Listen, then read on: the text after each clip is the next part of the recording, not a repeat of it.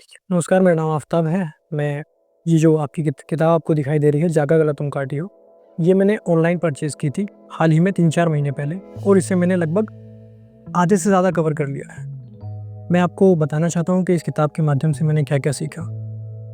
जो ये किताब असल में आचार्य प्रशांत की आप लोग जानते होंगे, आप लोगों ने पहले भी इनके बारे में देखा होगा या पढ़ा होगा कहीं पे इंटरनेट पर। ये वीगनवाद के बारे में बात करते हैं।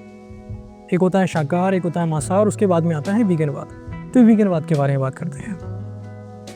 ये किताब मैंने 3-4 महीने पहले खरीदी है, लेकिन मैं वीगन 4 साल से था। 4 साल पहले से मैं वीगन था। लोग जब मुझसे पूछते थे कि आखिर तुम वीगन क्यों बन गए, तो मैं बहुत ज़्यादा उनको समझा नहीं पाता था। नहीं समझा पाता था कि आखिर क्यों बन गया, तथ्य वगैरह नहीं बता पाता था उनको। लेकिन जब ये किताब मैंने पढ़ी तो मुझको समझ में आया, असल में ये ऐसी चीज़ भी नहीं है कि जिसको आप बहुत आसानी से बता भी सको। तथ्यों के आधार पर आप नहीं साबित कर पाओगे कि वीगन क्यों बनना चाहिए, या कर भी पाओगे तो बहुत मुश्किल से कर पाओगे। ये जो बात है, ये आपके दिल की बात है। जैसे कि इसके अंदर, किताब के अंदर लिखा हुआ है कि ये जो बात है दिल की गहराई से आती है। अगर आपके दिल में प्रेम है तो आप वीगन बन पाओगे।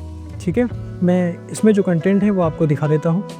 कंटेंट दिखाने से पहले एक बात और आपको बता देता हूँ। जैसे कि हम लोग बात करते हैं कि साइंटिफिकली प्रूव करिए इस चीज़ों को, जो वीगन है वो बढ़िया है, सबसे बेहतर है, इस बात को साइंटिफिकली प्रूव करिए।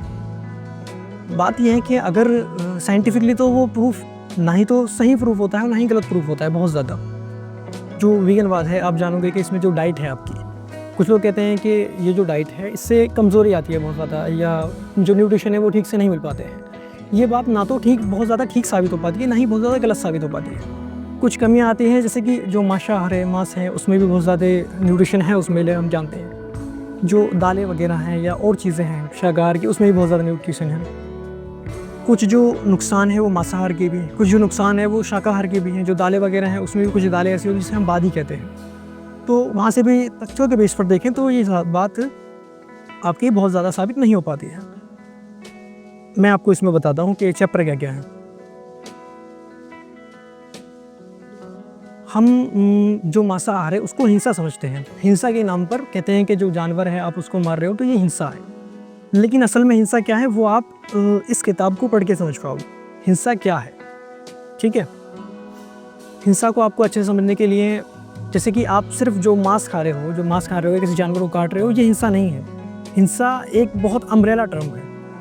उसके आगे आप जिस तरह की ज़िंदगी जी रहे हो, आपस में एक दूसरे से बर्ताव कर रहे हो, एक दूसरे के बिहेवियर कर रहे हो, अपने बच्चे को किस तरीके से सीख दे रहे हो, उसके अंदर भी हिंसा हो सकती है। तो आपको हिंसा ठीक से समझने के लिए ये किताब पढ़ना मैं रिकमेंड करूँगा। आपको किताब पढ़नी चाहिए हिंसा को, अगर आपको बहुत अच्छी तरीके से समझना है तो। ठीक है, मैं इस किताब के कुछ वाक्य आपको बता देता हूँ। एक बात और कही जाती है जो शाकाहार है उसके विरोध में, कि जो पेड़ पौधे हैं उनके अंदर भी जान है, पेड़ पौधों के अंदर भी जान होती है, और जानवर हैं उनके अंदर भी जान होती है। आपको अगर वो बात समझनी है तो आप ठीक से इस किताब की मदद से समझ पाओगे, खुद पढ़ के समझ पाओगे। थोड़ा सा जो इसका अंश है वो मैं आपको बता देता हूँ। जो आचार्य प्रशांत जी हैं वो पूरी तरह से मना नहीं करते हैं कि देखिए पेड़ पौधों में जान नहीं होती है। हम जानते हैं कि उनमें कहीं ना कहीं सेंस होते हैं थोड़े बहुत, ठीक है। आपको वो समझना है, एक इंसान है, उसके बाद में एक जानवर है, उसके बाद में पेड़ पौधे। तो आपको अगर मांसाहार करना है, आप मांसाहार कर रहे हैं, तो आप जो किसी को मार रहे हैं तो वो एक चेतना के लेवल पे किसी को मार रहे हैं, जबकि पेड़ पौधे में उतनी चेतना नहीं है। आपको रुकना है। हम लोग चुनाव करते हैं, जैसे कि हम डायरेक्ट इंसान को मारकर क्यों नहीं खाते, क्योंकि वो क्या है, उसके लिए हमारे अंदर फीलिंग्स बहुत ज़्यादा हैं। हालांकि फीलिंग्स के तरह भी नहीं, फीलिंग्स के स्तर पर भी नहीं, ये बात उससे आगे की है।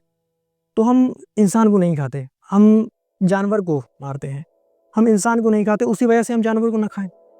और हमको रुकना ही है, हमको इंसान नहीं खा रहे, हम जानवर भी नहीं खा रहे, हमको कहीं ना कहीं रुकना है, तो थोड़ा सा आगे रुक जाते हैं। जैसे कि इंसान के लेवल पर नहीं रुकते तो जानवर के लेवल पर हम रुक जाते हैं, मांसाहार पर, और पेड़ पौधों का चुनाव करते हैं। क्योंकि हमें जिंदा रहने के लिए कुछ तो खाना ही है, तो हम उस चीज़ का चुनाव करेंगे जो जिसमें निम्नतम हिंसा है, कम से कम हिंसा है, उस चीज़ का चुनाव करेंगे। उस चीज़ की बात आचार्य जी करते हैं, ठीक है। तो आचार्य जी की शिक्षा है, अभी मैं आपको इतना ही बताता हूँ। आप ये किताब अमेज़ोन से, फ्लिपकार्ट से और आचार्य प्रशांत ऐप से या आचार्य जी की वेबसाइट से इसको खरीद सकते हैं। अगर आप हार्ड कॉपी इसकी नहीं खरीदते हैं तो सॉफ्ट कॉपी खरीद सकते हैं, ई कॉपी आपको इसकी मिल जाएगी। जो आचार्य प्रशांत की और सीख अगर आपको लेनी है तो वो आप गीता सत्रों से जुड़कर ले सकते हैं। ठीक है।